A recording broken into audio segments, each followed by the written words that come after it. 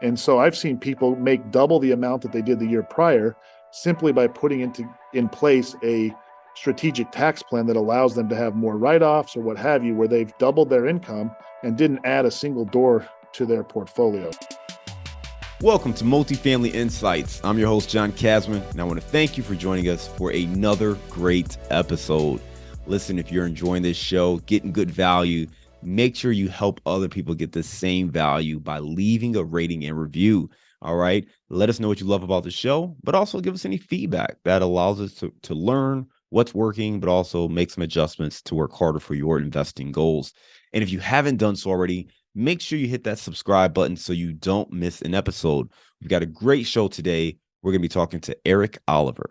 They say you're the average of the 5 people you spend the most time with. So if you want to grow as a multifamily investor, you have to spend more time with other multifamily investors. And an easy way to do that is to join our apartment investing mastermind group today.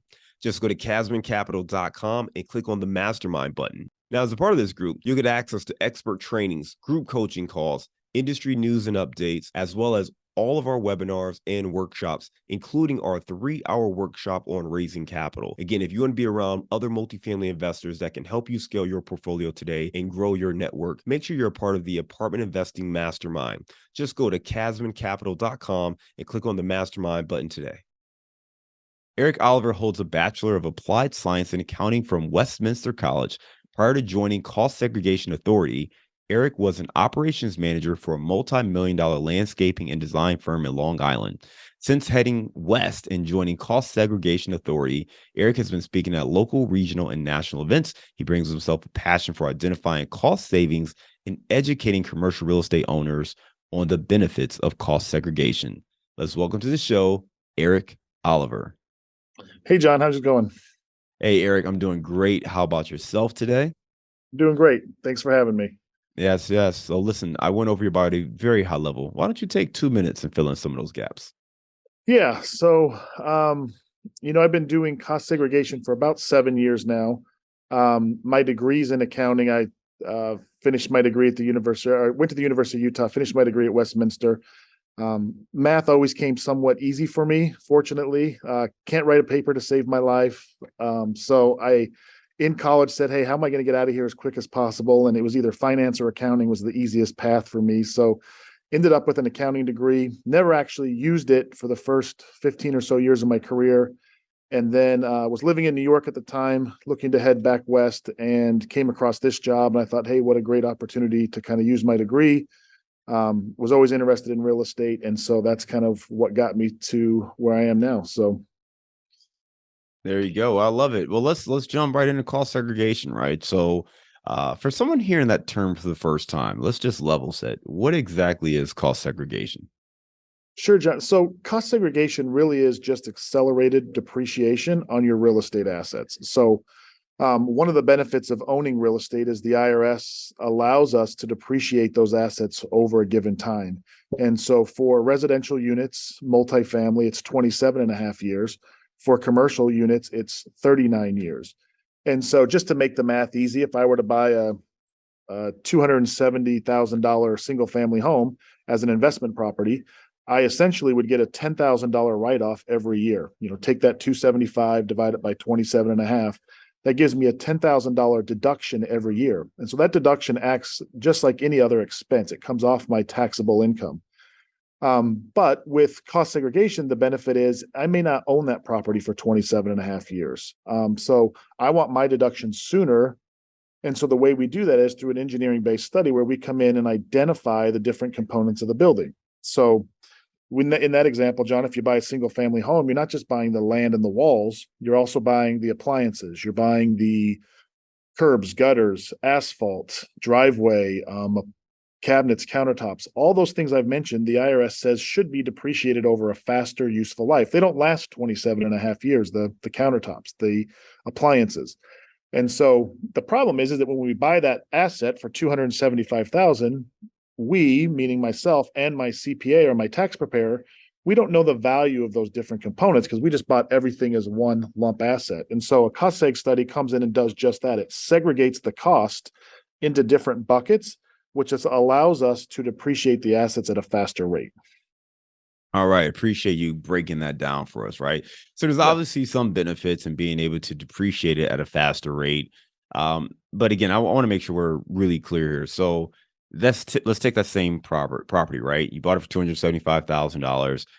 We can depreciate at 27 and a half years, right? So instead of that $10,000 depreciation every year, just give me a ballpark. Like what do you typically see as if you do the cost segregation study, take that engineering analysis, and now you're able to depreciate some of that faster? What does that typically look like?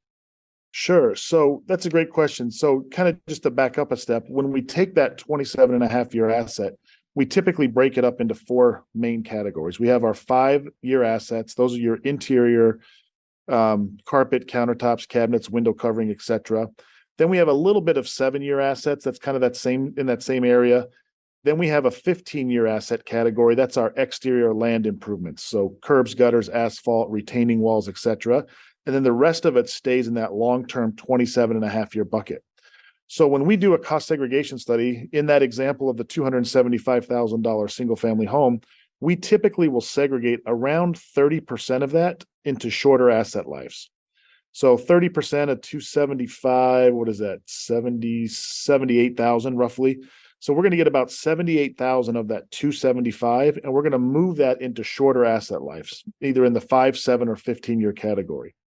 Now, what that means in terms of depreciation is in the current world we live in, there's something called bonus depreciation. So bonus depreciation, instead of depreciating my 5 year assets over 5 years, which still would be great because 5 years is way shorter than 27 and a half. With bonus depreciation, it allows me to take a big portion of those 5 year assets and depreciate it in the first year. If the property was put into service last year, I'd actually get to take 100% of those assets and put them into depreciated in the first year. And then for anything put into service here in 2023, it's 80%. So it's kind of put cost segregation even on steroids. But essentially, the reason I say that, John, is you could take in your first year, instead of a $10,000 write-off, you may be able to take as much as a $70,000 or $80,000 write-off in the first year by doing cost segregation. Man, I love it. So, and you said roughly around 30% of that amount you're putting into kind of that shorter term study or portion. So that's going to go from, just taking a smaller amount to almost 70, $80,000. And you can see if you get to write off $80,000, of the property at that point through depreciation, presumably that's going to boost your returns, right? Because it's not like you lost the money, but you're showing that, hey, this property is going to depreciate over time in the future. I'm going to take all that depreciation now. And that really helps to lower that tax liability. What are some other perks or benefits or reasons investors would go forward and move forward with this? Yeah, so there's a couple. So one thing obviously is time value of money. A dollar today is worth way more than a dollar in the future. And so the same thing with inflation. I want my deductions now. So instead of taking that standard small deduction over 27 and a half years, I'd rather front load it so I get my deductions today. So that's the first thing. The second thing is the ability to apply bonus. You can't take advantage of bonus depreciation unless you've done a cost seg study.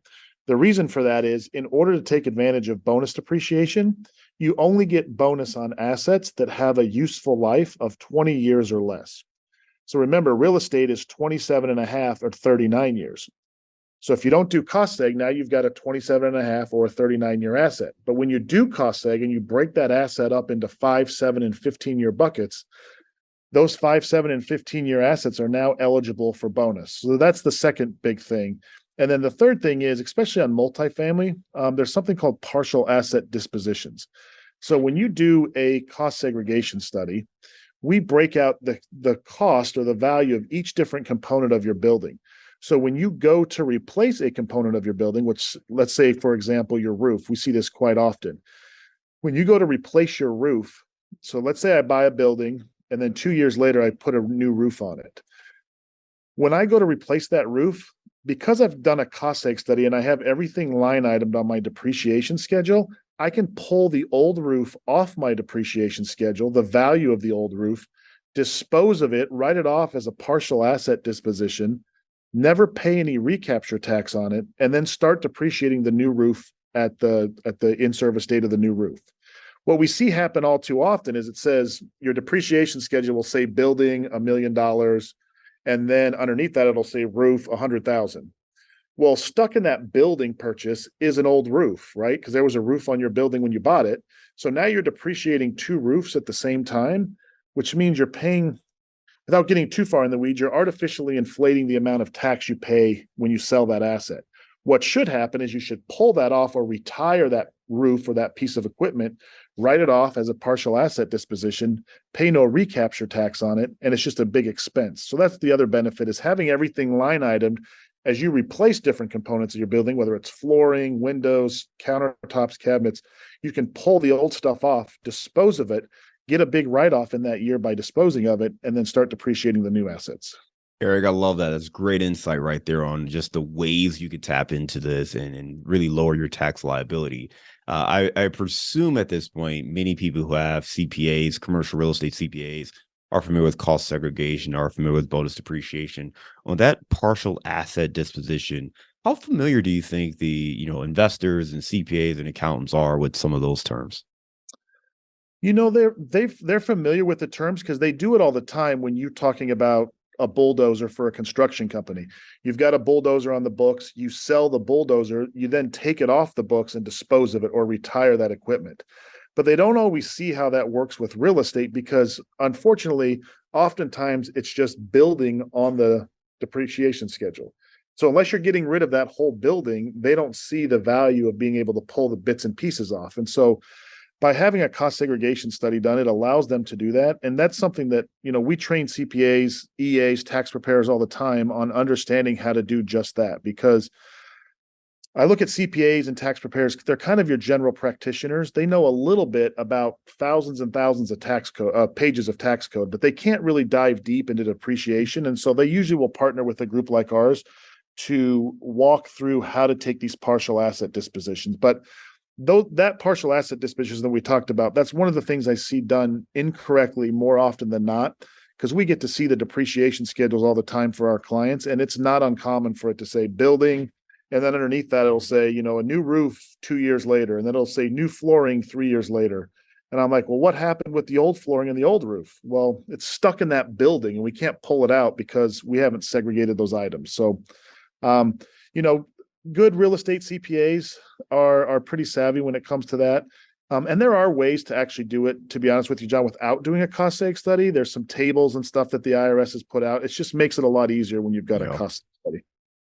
Assuming you do have a cost segregation study, can you retroactively go in and fix that? So let's say you did this, you sold a property, there was a disposition, but maybe for whatever reason that partial asset disposition wasn't included, and it was more of the, like you said, roof. You got the recapture on the roof, but you don't necessarily have the old roof. Can you go back and kind of get credit for that? Unfortunately, you can't. Partial asset dispositions do have to be recognized in the year of disposal. So you could go back as far as, I guess, technically January of 2022, because a lot of us haven't filed our 2022 taxes. So let's say you replaced a roof, early last year. You still have time to get it corrected for your 2022 tax return, but they do have to be done in the year of disposition or in the tax year of the disposition. So you can't go back more than, in this case, January of 2022. And not to be too technical, but the years that matter, the year of service for the cost segregation, and then the year of disposition. Does it matter when you actually replace the roof? Yes. So if I were to replace the roof, like let's say I replaced my roof in 2019, I can't go back on my 2019 taxes and take that because I didn't take it in the year of disposition. So you can't retroactively go back and do that unless you're going to amend, which I guess technically you can go back 3 years and amend. Typically, it's not worth amending on something like this. You're going to miss out on some benefit, but it also is a hassle to amend your return. So it's just important that as you're disposing of any assets, whether it's, cabinets, countertops, like I said, a new roof, make sure that you're taking advantage of that. If you're not, make sure your CPA is taking advantage of that in the current year, because it is a little more difficult to go back. Now, that's on the partial asset disposition side. Cost segregation, you can certainly go back. You buy a property in 2015, you never did a cost seg study. You can certainly do a cost seg study this year take all that missed depreciation you should have taken from 2015 forward and drop it on your current tax return. There's a form, it's called a 3115, a change in accounting method. But essentially what you're doing on that form is actually we fill out that form as part of our service. And on that, we're checking a box that says, hey, IRS, I made a mistake. I was depreciating my carpet over 39 years or 27 and a half years. That's incorrect. I should have been depreciating it over 5 years. Here's the difference in those numbers. And it creates a large deduction for the current tax year. Oh, I love it. And that's why it's so important to have a great tax professional. And I think sometimes people think of CPAs or accountants as tax experts, and they certainly understand tax better than most people, but that doesn't mean they understand all the ins and outs that you're talking about right here. I know you train CPAs and real estate professionals and agents and brokers and other folks as well. Talk to us a little bit more about kind of the trainings and some of the information that you help to share with these individuals to bridge the gap. Yeah, so CPAs have to have, and EAs actually, enrolled agents, they have to have a certain amount of continuing education every year. So our firm is certified by a national body to provide that education. So we go out to CPA firms, associations, conferences across the country to try and get CPAs to understand the value of cost segregation and real estate taxation. So again, CPAs, tax preparers, they really are your general practitioners. You wouldn't go to your family doctor to get heart surgery, just like you shouldn't go to your CPA if you've got a portfolio of real estate to get your depreciation taken care of, because they just don't have the bandwidth. It's not that they're incompetent. It's not that they're doing anything malicious. They just don't have the bandwidth to be able to be an expert in every single area of tax. There's thousands and thousands of tax codes. So our goal is to go out and educate. I'll give you a quick story. We presented to a large CPA firm once, and that CPA firm, after we presented, they sent us a couple of their real estate clients immediately after. And then it'd been a year or two and we hadn't heard from them. And so I called them. I said, listen, John, hey, you guys have thousands of clients. You guys got over 2,500 clients. I know a lot of them own real estate. Why have we only worked with you on 2 studies? And he said, Eric, he goes, I hate to say this. He goes, I know I'm doing my clients a disservice. He goes, but I get paid as a CPA or as a tax preparer. I get paid when I file those 2,400 tax returns. He goes, not only that, I also have 9 IRS audits sitting on my desk that I need to respond to the IRS to. And so he goes, I know I'm doing a disservice. He goes, but I can't always I'm not always forward-thinking when it comes to, how can I save John some additional money? So in saying that, there's a definite difference between a tax preparer and a tax strategist. And a tax strategist, a tax advisor is going to charge more money, but they're going to advise you on these types of things versus a lot of us use tax preparers, and their job really is just to prepare our taxes. They're not there to advise us. They're not there to strategize. They get paid when they process your return. And so you take them, all your papers, they input it in their software, and it spits out a number. And that's a tax preparer. And those are the guys at H&R Block and your Walmarts. A lot of us have, family tax preparers that, hey, our parents use them, so I'm going to use them. There's a very big distinction. I want to make that clear to all the investors out there, because as you start to build your portfolio, you really need a tax advisor, not a tax preparer.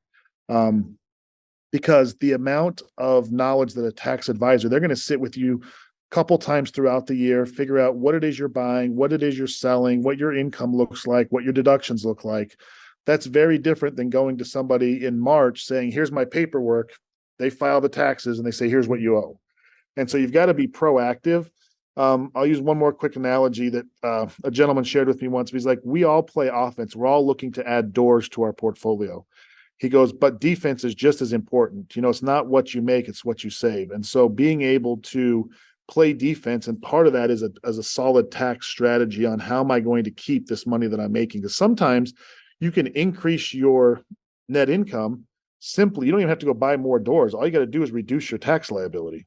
And so I've seen people make double the amount that they did the year prior simply by putting in place a strategic tax plan that allows them to have more write-offs or what have you, where they've doubled their income and didn't add a single door to their portfolio. So just keep that in mind. I use that sports analogy quite often, but we all get excited to play offense sometime. Nobody likes to play defense, but defense is necessary to win games. It doesn't matter if we score 110 points in a basketball game. If the opposing team scores 111, we still lose, right? And Yeah. so you got to Yeah. play defense on it. No, we want to protect what we've earned, right? You've made Yeah. the money, you want to protect it, you want to keep it. You started talking a little bit about, the difference between a tax strategist and a tax preparer. And I think that's really important. For some people, they may hear that and say, okay, hey, if I'm doing, 4, 5, 6 deals a year, of course I need a tax strategist. What's that break even point? If you're, so let's say you're an LP on a couple deals a year, maybe just one deal a year, you've got a small portfolio. Do you still need that tax strategist, or is there a threshold where you say, hey, if you've got $1 million worth of real estate, or if you've got $1 million in net worth, what's that threshold? Yeah, no, that's a great question. So I'll give you a personal example because this is my own example. Um, I'm not a big time investor. I've got 2 small properties. I invest passively in some other units. But I, for years, was using a tax preparer. And so recently, since I've gotten into this business and realized what the value is of a tax strategist, this year, so starting in 2022, I used a gentleman who specializes in real estate. And just by going that route, sitting down, talking with him, I was able to save $60,000 in taxes. Wow. So that would have been money that I would have just paid to the IRS. Instead of paying that money to the IRS, I went and bought a short-term Airbnb at the end of last year, used that $80,000 down payment, and I was able to get 60,000 of that down payment back simply by implementing some of these strategies. And so, at the end of the day, I was going to be paying out 80,000, whether it went to the IRS or it went to buying a short-term rental. I was able to buy a short-term rental. It's going to break even. It might cash flow a little bit, but I look at it as a long-term play where, hey, now I've got a revenue generating property. I've got people paying down my mortgage, and I'm in it for the appreciation over the long haul. But just being able to sit down with somebody who understands this, personally, I was able to save $60,000 on my taxes. So I love that, right? Because that's the point of what you're talking about. It's not so much that, hey, it's April. Here are all my K1s. Here's my W-2. Here's my right, 1099s. Let me know what I owe, right? Or let me know what I saved or get back, right? It's, right, it's not that. It's actually recognizing where you're at financially and then giving you information so that you actually have a plan to optimize your taxes. And for you, that meant going out and buying a short-term investment and going out there getting that short-term rental. Yes, it wasn't the smoking hot deal of the century, but right, those were funds you were going to lose, and right, paying taxes. So for you, you're like, hey, if I break even, I'm good. I've got an asset. I have, someone paying down the mortgage. So it's going to go up in value and equity over time. And sure, you've got this asset on your hands that you can use it as well and other things, right? So right, that's one of the things I think is really important for people to understand is like, this is why you want to have somebody on your team who can help you kind of look out into the future and make wise investment choices moving forward. And I think the hard part is most people don't realize this until you go through a tax season and you maybe right, get a little surprised on, what that final number is. Like, wait a minute, what? right, right, Wait, what? One of the things that is surprising, we just kind of had this similar on another deal. We talk about recapture, right? So we kind of alluded to it earlier, but let's talk about recapture because, I think, for investors, it's great to go in on an asset, go full cycle, sell it, get a nice payday.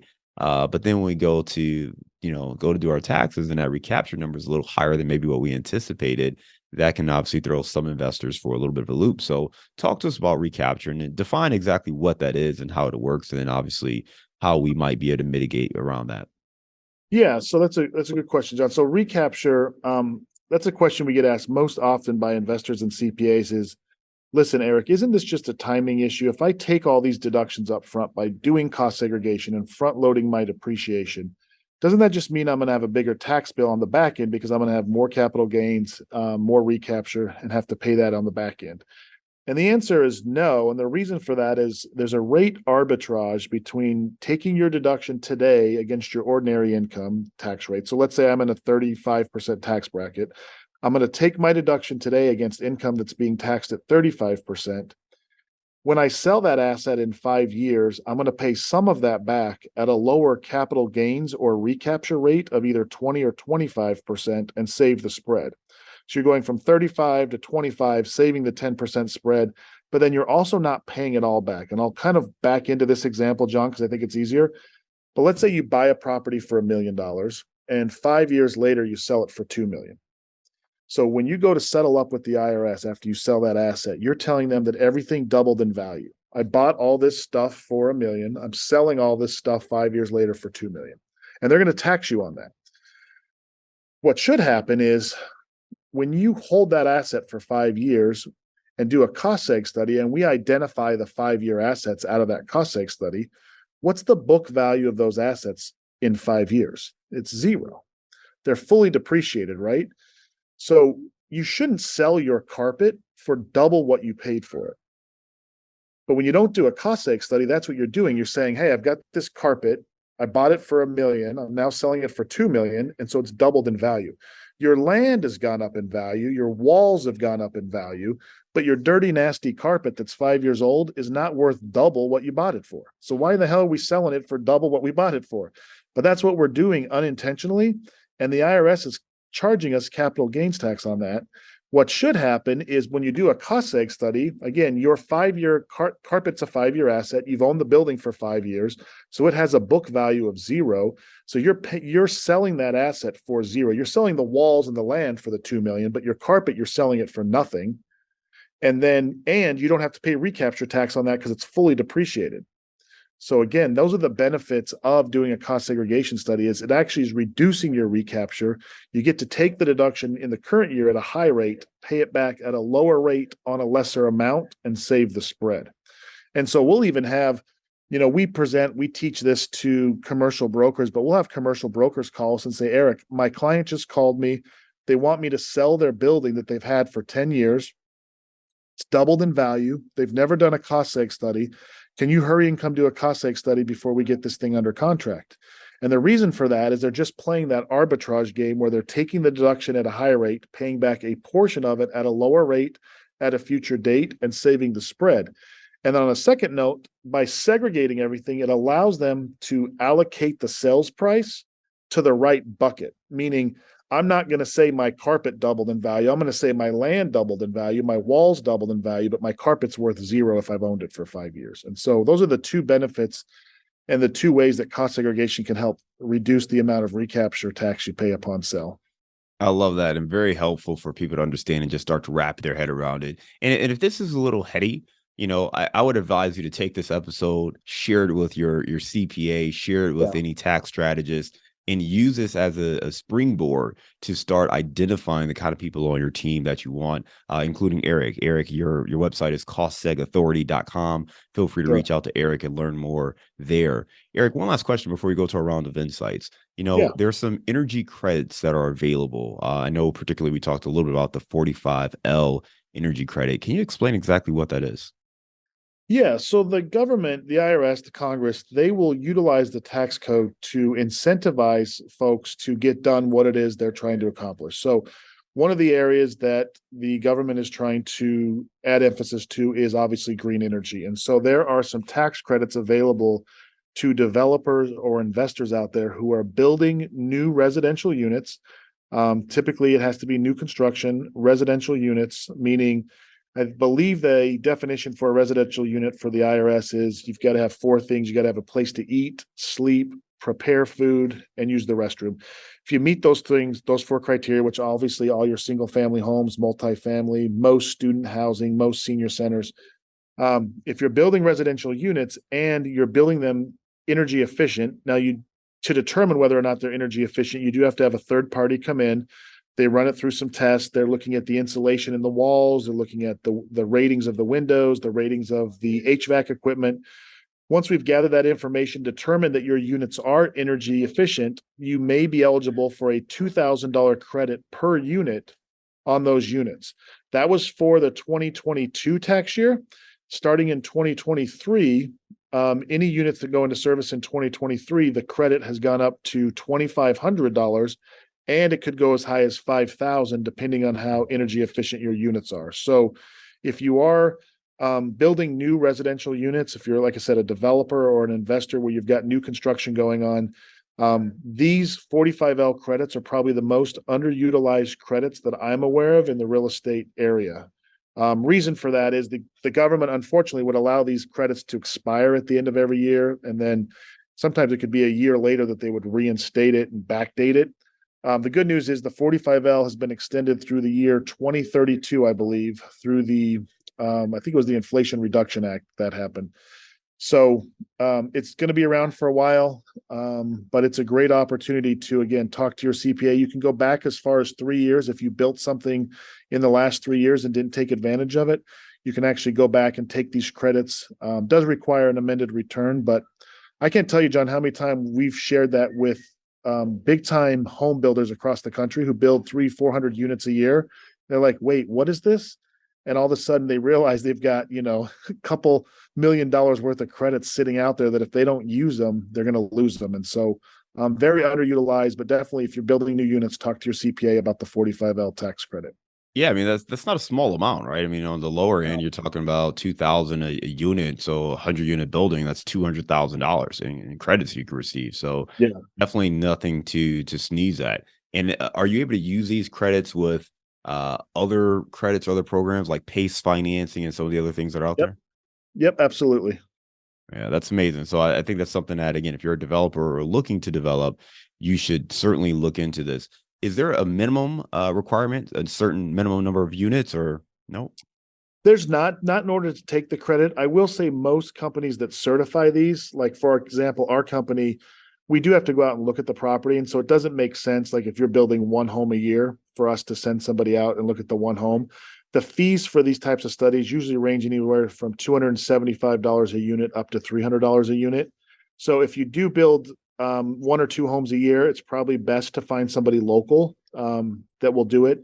But for most national companies, like I can say, I can only speak for us, but we're usually around 8 to 12 units minimum for us to come out and look at it. Awesome. Good to But know. no, there's no minimum to take the credit. So Okay. I think it's, again, good information for any developer or burgeoning developer to understand and put it as another tool in the toolbox. We're going to move on to our round of insights, Erik. First question here. Give me a failure or an apparent failure that set you up for later success. That's a good question. I think I would say knowing what I'm good at and what I'm not good at. I had to learn that the hard way. I'll give you a quick story. I was just out of college, had a car, wanted a stereo back in the day. And I'm like, they wanted $250 to install the stereo and the speakers. And I'm like, listen, I can YouTube it. I can figure it out. I went home, ripped the car apart. Took me over 3 days to figure out how to do it. I actually had to call them back with my tail between my legs and say, listen, I can't figure out how to get the wire from the battery up front to the back where the speakers are going to go. And so they showed me how to do it. But saved $250 by installing it myself. And it was an absolute nightmare, number one. Number two, it stopped working after about 3 months and I ended up having to pay the $250 to get it done anyway. So moral of the story is know what you're good at, stay in your lane, do what you're good at. I'm not good at marketing. I'm not good at design. So I've got marketing people and design people on our team that help with that. So know what you're good at and then outsource the rest to people who are experts in that area. Give me a digital or mobile resource you recommend for your business. That's a great question. One thing that we get asked quite often is about having real estate professional status. And there's part of that is when you have real estate professional status, what I mean by that is it allows you to, your taxes and your deductions get treated differently when you're a real estate professional.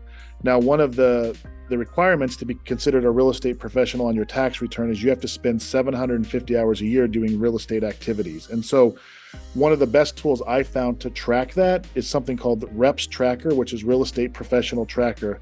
It's an app, but it actually allows you to log your miles, log your hours, so that if you ever are audited, because that is something that the IRS will look at quite closely to make sure you're a residential or make sure you're a real estate professional, because it does give you significant advantages. But that's one tool that we've started using or we've started suggesting to our clients to be able to track their real estate hours is that Reps Tracker. It's just a mobile app that allows you to log your hours. All right, give me the book you've recommended or gifted the most in the last year. I would say Tax-Free Wealth by Tom Wheelwright.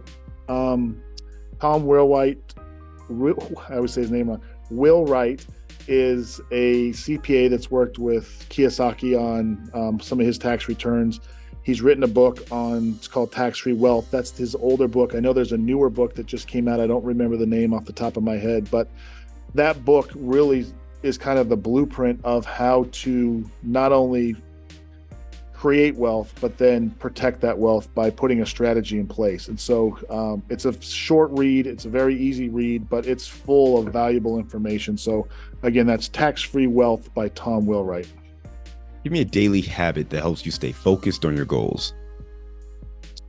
For me, I've got to write things down. I'm all over the place. I'm like a fish. I see a shiny object and I just head that way. And then I see another shiny object and I head that way. So if I don't write things down, I find that I don't get nearly as much done. So for me, it's just, I get to the office, I write down a list of things that I want to accomplish that day. And then that really helps me stay focused. I know that doesn't work for everybody, but I'm just very visual. I've got to write it down. I've got to check it off when I'm done. A lot of people do that digitally with their notes, or there's different tasks and stuff. But for me, I'm just old fashioned, write it down on a piece of paper and check it off. But if not, I just find that my day gets so distracted with other things that I lose focus. Yeah. Give me your number one insight for cost segregation. Number one insight for cost segregation is a lot of people, cost segregation has become more and more popular. And ever since bonus depreciation kind of came about with Donald Trump and his tax revision back in 2017. But when it became more popular, there's a number of different methodologies on how to do cost segregation. And I can tell you right now, our firm is not the cheapest firm, but we tend to get some of the best results. And so oftentimes people will look at price and say, hey, why is your study $1,000 more than this study? And I'm like, well, let's look at what our estimated benefit is. We're estimating conservatively an additional $20,000 or $30,000 of depreciation. What does that mean to you in terms of tax savings? So you take an extra $20,000 of depreciation, times that by a 30% tax bracket.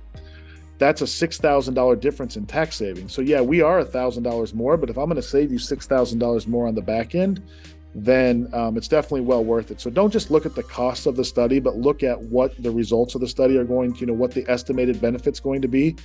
Yeah, I can't tell you how many times we've redone studies where there's some online services out there where it's kind of like the TurboTax of our industry. And it's like, they're a fraction of the cost, but they only segregate, 12 to 15%. And as I mentioned before, we usually segregate around 30%. Well, that additional 15% of segregation on a $300,000, $400,000 home, that could be tens of thousands of dollars difference in tax savings. So just make sure you're comparing both things. It's not always price, that's my biggest advice. All and we're right. happy to do that. I can't tell you how many times, John, I've said, hey, send me all the proposals. I'm going to give you the good, bad, and ugly for all three of them. Yeah. And we're open to that. This is the easiest job I've ever had, John. It's a math equation. It's all it is. And so I don't have to convince anybody. I don't have to try and sell anybody. I'm like, listen, this math equation is better than ours in this situation. Go with these guys. Yeah. Or this math equation is better. It's just a math equation. And so it's pretty straightforward stuff. All right, let's lighten the mood, man. You are in Salt Lake City. Give me your favorite place to grab a bite to eat. Oh, you can't tell by looking at my shoulders here, but I definitely like to eat. Actually, I guess I have pretty broad shoulders, but I'm a big guy. I like to eat, so that's a tough question. My newest place is, what's the name of it? Barrio Tacos. They've got these birria tacos. I don't know if you've heard of that, but they're tacos where they let the meat just marinate all day. And then it's almost like a French dip, but in a taco version. They give you this sauce on the side and you dip these tacos. They're amazing. But Barrio Tacos in Midvale, Utah, that's my go-to spot lately. All right, man. We will put that on the list. Appreciate you sharing that. Hey, Yeah. Erik, I really appreciate our time today, man. You talked about kind of your background, really helping us understand everything from what cost segregation is, how it benefits investors, obviously being able to take bonus depreciation, but also recognizing things like the partial asset disposition and how that may impact your tax situation. And again, the difference between working with tax strategists and tax preparers. You want to have a tax strategist who can help you navigate your own situation, no matter how big your net worth is or your portfolio is, because they can give you the insights necessary to make sound investing decisions.